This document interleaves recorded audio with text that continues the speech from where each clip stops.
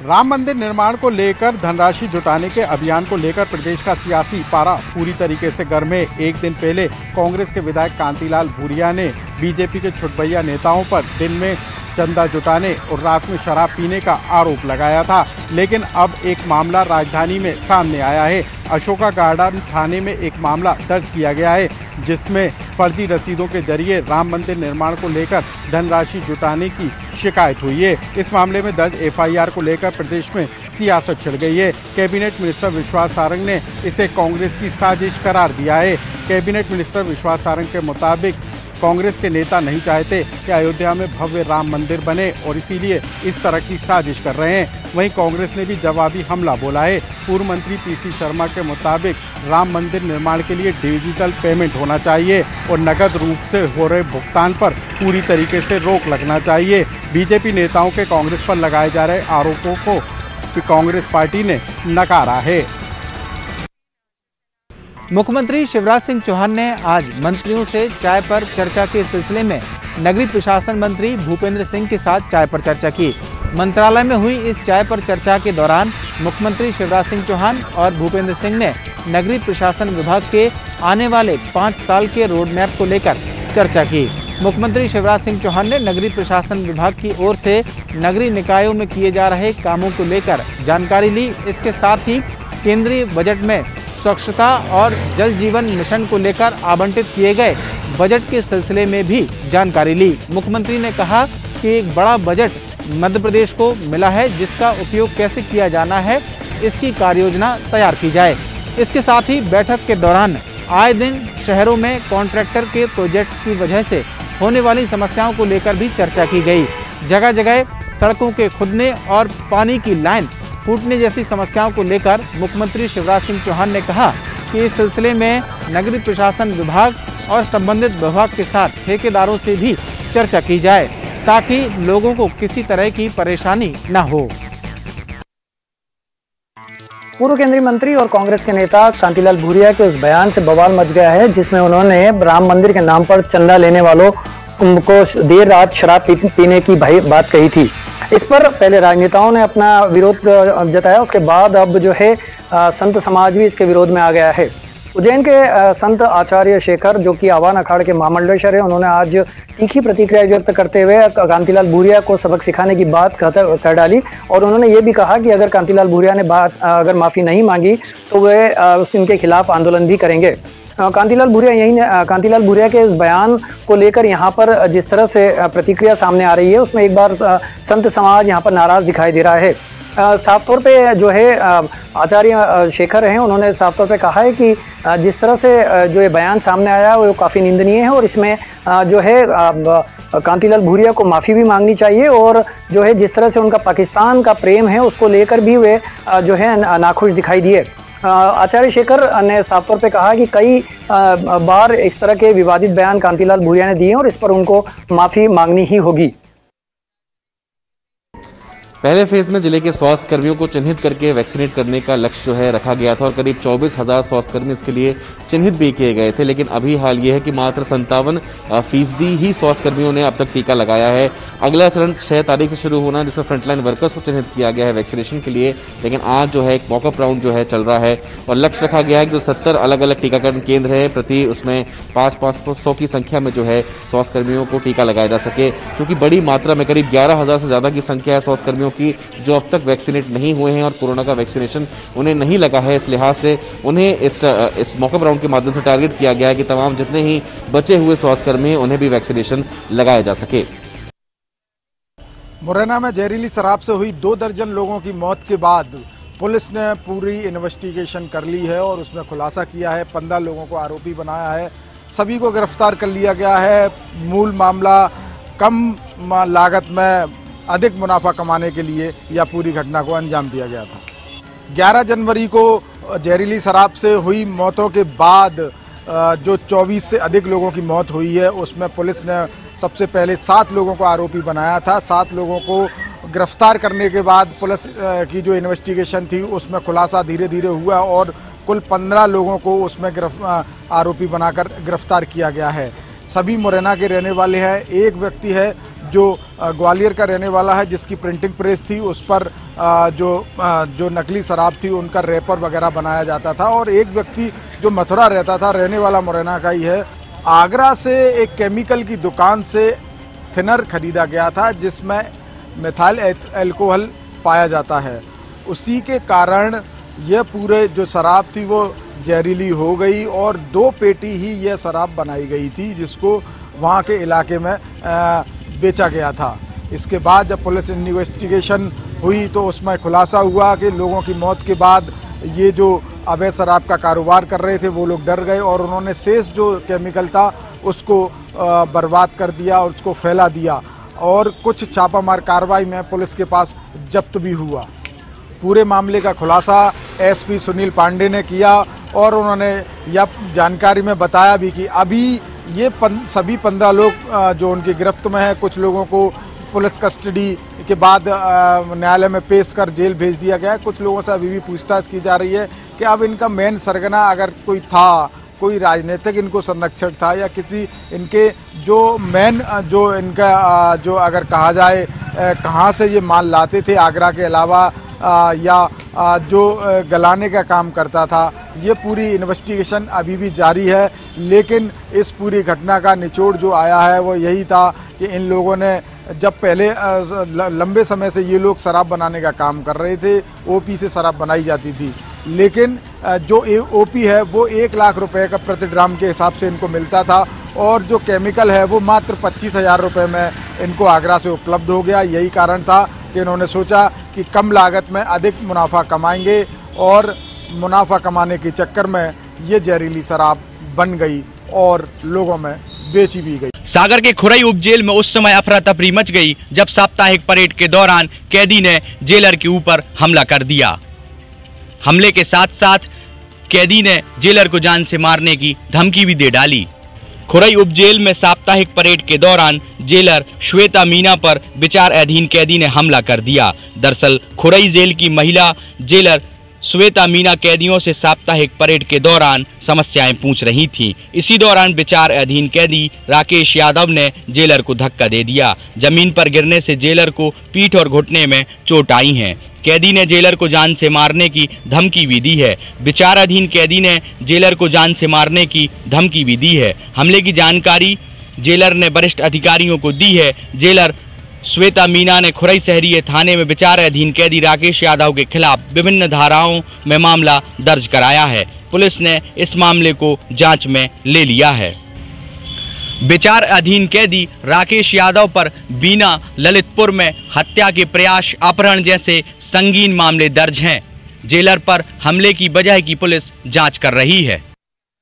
मध्य प्रदेश में शुद्ध के खिलाफ चल रहे युद्ध के बाद अब नकली और अमानक दवाओं पर शिकंजा कसा जाएगा। इसको लेकर गृह मंत्री ने तमाम दिशा निर्देश पुलिस विभाग और स्वास्थ्य विभाग को दिए हैं। शिकंजा कसने के लिए कोई भी व्यक्ति सीधे थाने में शिकायत कर सकता है। बुधवार को सूबे के गृह मंत्री नरोत्तम मिश्रा ने मीडिया से चर्चा करते हुए कहा कि जो भी शिकायत अमानक दवाओं के संबंध में या नकली दवाओं के संबंध में मिलेगी उस पर तत्काल एक्शन लिया जाएगा। उन्होंने कहा कि मध्य प्रदेश के अंदर जो अमानक और नकली दवाओं की शिकायत आ रही है, मैं आम जन से अपील करूंगा कि उनके पास कोई भी नकली अमानक की शिकायत आए तो वे संबंधित थाने में इस बारे में अवगत कराएं। थाने में इस पर एक्शन लिया जाएगा क्योंकि इस संबंध में पुलिस विभाग को पहले ही निर्देश दिए जा चुके हैं। उन्होंने कहा कि लोगों के जीवन के साथ खिलवाड़ मध्य प्रदेश की शिवराज सरकार नहीं होने देगी। ये हमारी सरकार है और ये संकल्पित है इस बात को लेकर कि किसी तरीके के माफिया और अशुद्ध जिस तरीके से सामान में भेजे जा रहे हैं उस पर भी कार्रवाई की जाएगी। उन्होंने कहा कि यदि इस तरीके की शिकायत किसी भी व्यक्ति के पास आती है तो वो तत्काल इसकी शिकायत करे। पुलिस के साथ स्वास्थ्य विभाग के स्तर पर भी इस पर कार्रवाई की जाएगी। मध्य प्रदेश में शुद्ध के खिलाफ युद्ध लगातार जारी है। इसी कड़ी में अब नकली और अमानक दवाओं पर भी शिकंजा कसा जा रहा है। स्वास्थ्य विभाग के साथ पुलिस विभाग भी मिलकर इस पर अब कार्रवाई करेगा। जबलपुर के विद्युत मंडल कार्यालय यानी शक्ति भवन के बाहर सैकड़ों कर्मचारियों और अधिकारियों ने 1 दिवसीय धरना दिया है। निजीकरण के खिलाफ यह कर्मचारियों का अब तक का सबसे बड़ा आंदोलन माना जा रहा है। Madhya Pradesh united forum for power employees and engineering के बैनर तले कर्मचारियों ने धरना प्रदर्शन किया और निजीकरण के नुकसान गिनाए। फोरम के अध्यक्ष दुर्गेश पाराशर का कहना है कि विद्युत मंडलों के निजीकरण के बाद किसान, आम उपभोक्ता और कंपनियों के कर्मचारी सभी के हित समाप्त हो जाएंगे। निजी कंपनियां अपनी मर्जी से दाम तय करेंगी और किसानों एवं आम उपभोक्ताओं को मिलने वाली सब्सिडी एवं अन्य सुविधाएं स्वतः खत्म हो जाएंगी। विद्युत वितरण कंपनियों को निजी हाथों में सौंपने की केंद्र सरकार की तैयारी लगभग पूरी हो चुकी है। कर्मचारी संगठनों ने ऐलान किया है कि वे 7 फरवरी को भोपाल में एक रैली निकालेंगे और इसके बाद आगे की रणनीति वहीं तय की जाएगी। कोलारस के भाजपा विधायक वीरेंद्र रघुवंशी की अभद्रता का एक वीडियो सोशल मीडिया पर वायरल हो रहा है। वीडियो में भाजपा विधायक ग्रामीण से अभद्रता करते हुए नजर आ रहे हैं। शिवपुरी जिले के कोलारस तहसील के विधायक वीरेंद्र रघुवंशी का सोशल मीडिया पर एक वीडियो वायरल हो रहा है। वीडियो में वो ग्रामीणों के साथ अभद्रता करते हुए दिखाई दे रहे हैं। हालांकि इस बात की पुष्टि नहीं हुई है कि वीडियो कब का है। वीरेंद्र रघुवंशी अपने क्षेत्र के दौरे पर गए हुए थे और इसी दौरान ग्रामीणों ने रोजगार गारंटी के तहत काम न मिलने की शिकायत की और सरपंच के द्वारा अपनी मनमानी के बारे में भी विधायक को अवगत कराया। लेकिन विधायक जी ने लोगों की शिकायत सुनने की जगह ग्रामीणों से कहा कि एक सूची बनाकर सरपंच को दे दीजिए, वह काम की स्वीकृति दिला देंगे। इस बात पर एक ग्रामीण ने कहा कि सरपंच मजदूरों को काम नहीं दे रहे हैं और इतना ही नहीं, फर्जी खाते तैयार कर शासकीय राशि भी निकाली जा रही है। ग्रामीणों ने कहा कि उनकी इस समस्या का निराकरण जल्द से जल्द करवाइए, जिस पर विधायक रघुवंशी भड़क गए और अभद्र भाषा का प्रयोग करने लगे। इतना नहीं, जो ग्रामीण शिकायत कर रहे थे उनको भी उस जगह से भगाने का प्रयास किया गया। अभद्रता को लेकर जो वीडियो सोशल मीडिया पर वायरल हो रहा है वो कब का है, इसकी पुष्टि फिलहाल नहीं हो सकी है और ग्रामीणों से अभद्रता को लेकर वायरल वीडियो की पुष्टि न्यूज़ 18 नहीं करता है। कोरोना संक्रमण काल में मैनपाट महोत्सव को लेकर अब विवाद चरम पे पहुंच चुका है। पहले बीजेपी की ओर से आयोजन पे सवाल उठाए गए कि जब गणतंत्र दिवस जैसे बड़े आयोजन को औपचारिक तौर पे निभाया गया तो मैनपाट महोत्सव में बड़ा आयोजन करके बाहरी लोगों को बुलाना और साथ ही साथ लाखों की भीड़ इकट्ठा करने का मकसद क्या है। पूरे मामले पे इतना ही नहीं, बीजेपी की ओर से पूर्व मंत्री बृजमोहन अग्रवाल ने सीधे तौर पे सरकार की संज्ञा अय्यास राजा के तौर पे दे दी और उन्होंने कहा कि पहले के जमाने में जैसा अय्यास राजा जिस तरह से नाच गाना करके जनता का ध्यान भटकाते थे, ये सरकार भी कमोबेश उसी तरह का कार्य करके जनता का ध्यान भटका रही है। विकास कार्यों के लिए न तो इनके पास समय है और न ही पैसा है। बहरहाल मैनपाट महोत्सव को लेकर जिस तरह से विवाद अब बढ़ा हुआ है, अब देखना होगा कि आने वाले समय में मैनपाट महोत्सव की तस्वीर क्या होती है। क्या कुछ इस पर संशोधन किया जाता है या फिर अन्य आयोजनों के रद्द होने के बाद भी क्या पूरे जोर शोर से मैनपाट महोत्सव का आयोजन किया जाता है।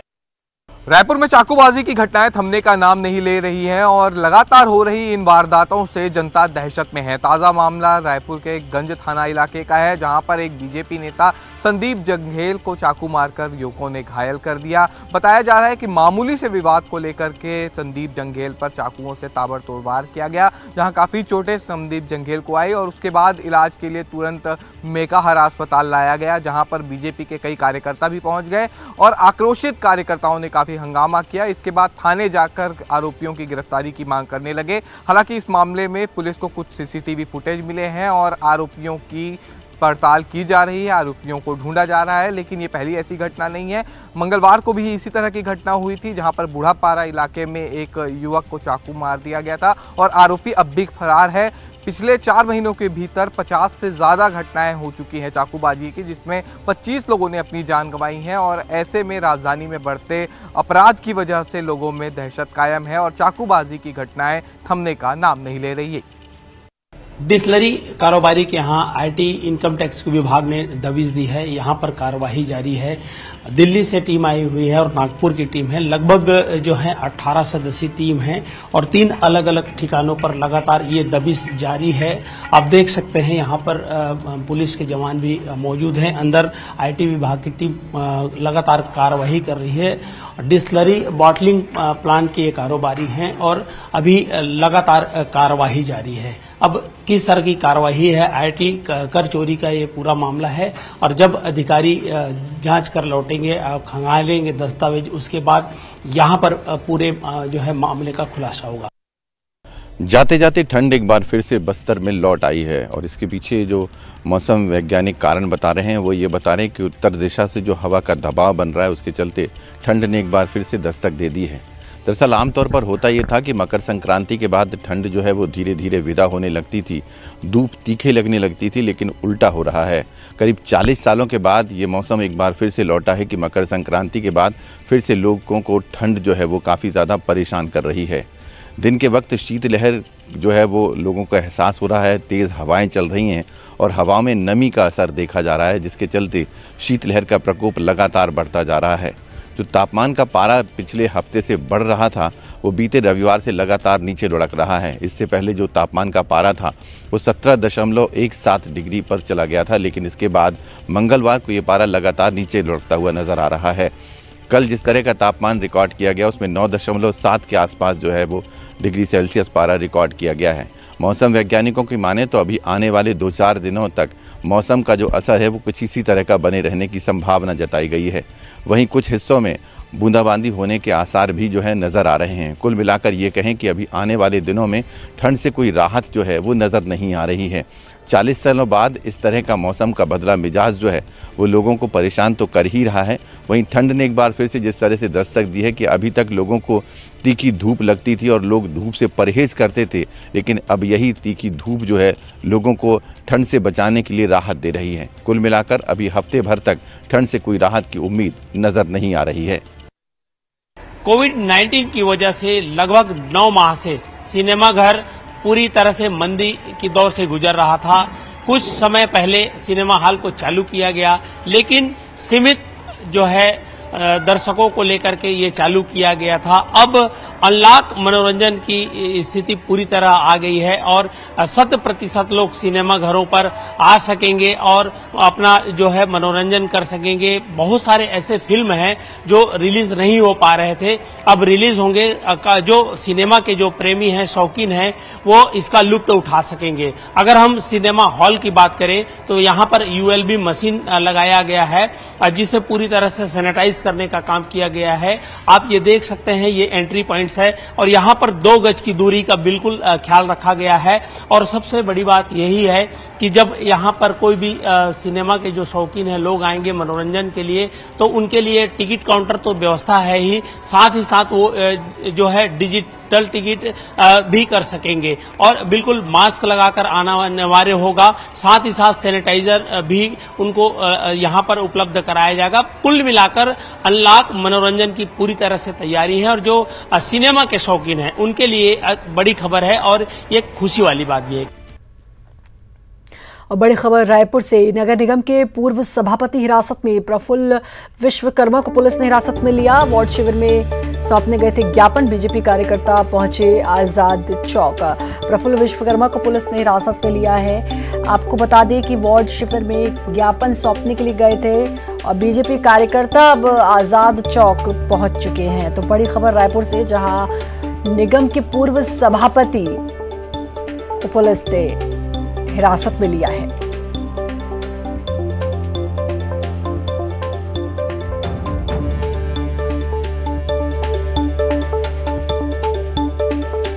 बड़ी खबर इस वक्त की, निगम के पूर्व सभापति को पुलिस ने हिरासत में लिया है। ज्ञापन सौंपने के लिए गए थे और अब जो बीजेपी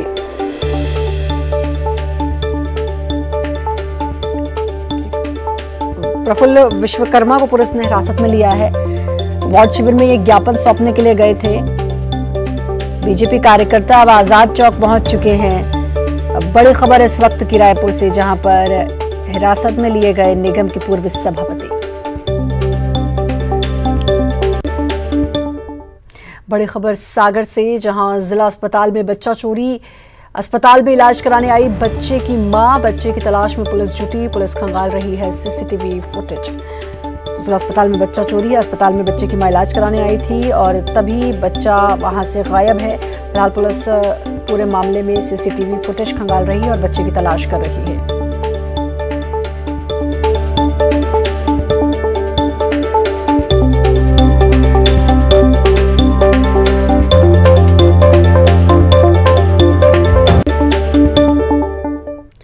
हम खुद पर भारतीय होने के नाते गर्व क्यों करते हैं? क्या हमें अद्वितीय बनाता है? ये आत्मनिर्भर होने की हमारी क्षमता है। इसका एक सीधा नतीजा आत्मसम्मान है।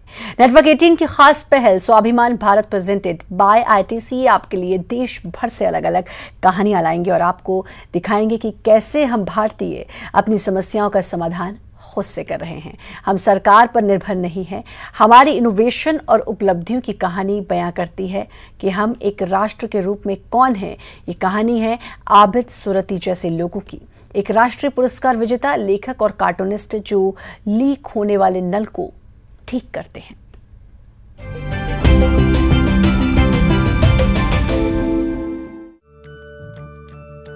आबिद सुरती एक नेशनल अवार्ड विनर है अपनी शॉर्ट स्टोरीज की सीरीज तीसरी आंख के लिए। 2007 में इन्होंने मुंबई के मीरा रोड से अपने आस पड़ोस के पानी के नलों को ठीक करने का काम शुरू किया। मैं मानता हूं कि किसी पर डिपेंड होना ये कोई अच्छी बात नहीं है। जो काम हम कर सकते हैं वो हमें करना है। मैंने देखा कि मेरे दोस्त लोग जिनके घर में नल टपक रहे हैं, किसी के घर में 6 महीने से, साल से, लेकिन वो लोग कुछ नहीं कर रहे। मैंने कहा कि मुझे एक मैसेज देना होगा कि आप अपने आप खुद कीजिए। आज सुरती के काम को दुनिया भर में पहचाना और सराहा जाता है। आबिद सुरती का कारोबार बिना रुके कोरोना काल में भी जारी है। इससे बड़ी खुशी ये होती है कि हमारा काम हमने किया। हमने किसी पर भरोसा नहीं किया, किसी पर डिपेंड नहीं हुए। हमने हमारा काम खुद किया। ये जो गर्व की बात है, अभिमान की बात है, स्वाभिमान की बात है। आबिद सुरती एक एक बूंद पानी की बचत करते हैं स्वाभिमानी बनकर।